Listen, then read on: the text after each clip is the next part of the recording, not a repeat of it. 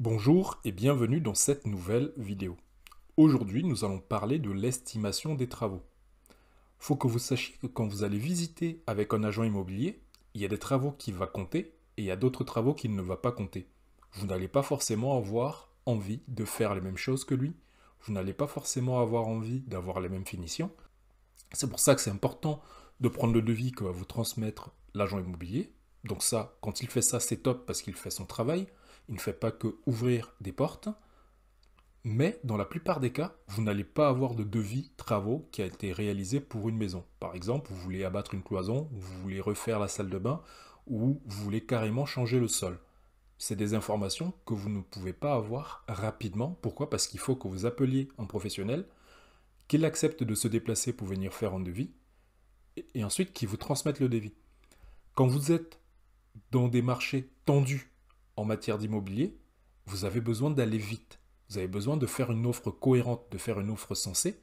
C'est la raison pour laquelle c'est important que vous sachiez concrètement combien vont coûter les travaux. Alors, l'outil qu'à titre personnel, j'adore utiliser pour avoir des estimations et comme ça je peux me projeter rapidement sur une affaire, qu'à cela ne tienne, vous, en ligne, vous avez cet outil qui est très bien fait, c'est la maison saint-gobain.fr / estimation travaux. C'est vraiment extrêmement bien fait et là, c'est très intuitif. C'est-à-dire que vous pouvez décider, par exemple, de dire on rénove une pièce, donc salle de bain, cuisine ou salon, et là, vous allez voir que c'est vraiment génial. Vous pouvez bien sûr faire des choses plus compliquées, comme rénover complètement un appartement ou une maison. Ce que je vous propose, c'est typiquement de prendre la salle de bain, parce que c'est l'un des postes qui est le plus souvent refait par les gens, avec les cuisines. Donc, imaginons que vous convoitiez un appartement, et que dans cet appartement-là, vous devez faire refaire la salle de bain. Donc, vous allez cliquer sur salle de bain. Là, vous allez rentrer la surface de la salle de bain. Donc, on va imaginer qu'on a une grande salle de bain de 8 mètres carrés. La hauteur, on va dire qu'on est sur une hauteur standard, c'est-à-dire 2,50 m. Alors, là, il vous pose plusieurs questions. Quels sont les travaux que vous voulez faire?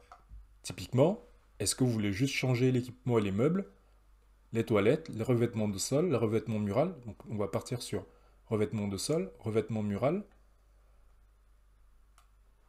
Et on va prendre la partie ventilation, refaire la VMC.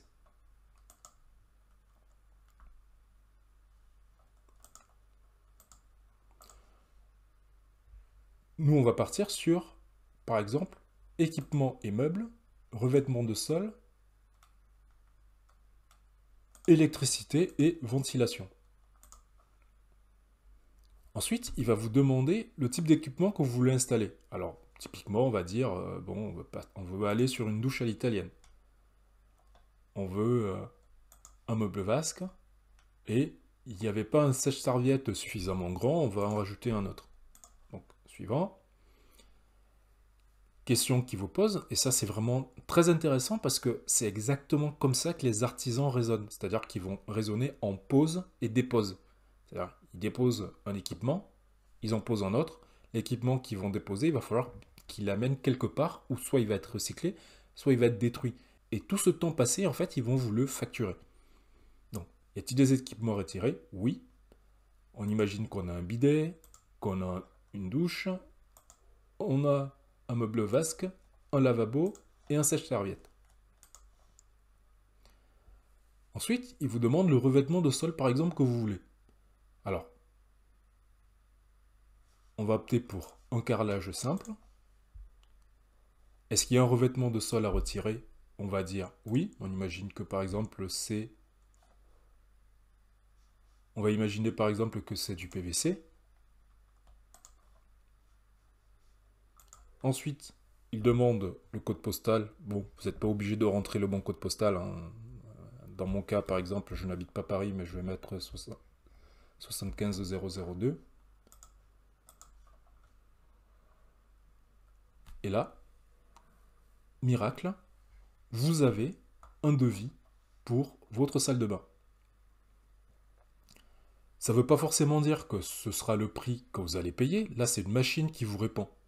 Et en gros, la manière dont elle fonctionne, c'est qu'elle va aller questionner les devis qu'ils ont dans une base de données qui vont vous permettre de savoir comment vous vous situez. Déjà, vous vous rendez compte que entre la fourchette basse et la fourchette haute, vous avez quand même 2300 € de différence, ce qui n'est pas rien.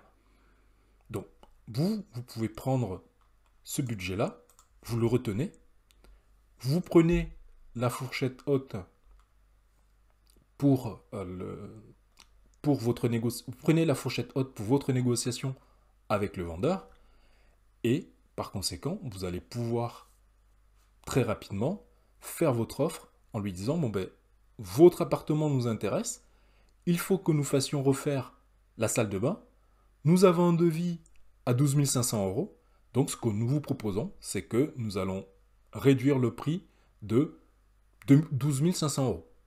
Il ne vous dira pas forcément oui du premier coup, mais au moins vous avez des éléments concrets, factuels, sur lesquels vous allez pouvoir vous appuyer pour pouvoir entamer une négociation avec le vendeur. Et surtout, ça vous permet de savoir, si jamais vous n'arrivez pas à négocier le prix avec le vendeur, si vous allez dépasser ou pas votre budget. N'oubliez pas, vous avez quand même besoin de l'avis d'un professionnel pour qu'il vienne justement affiner ces chiffres.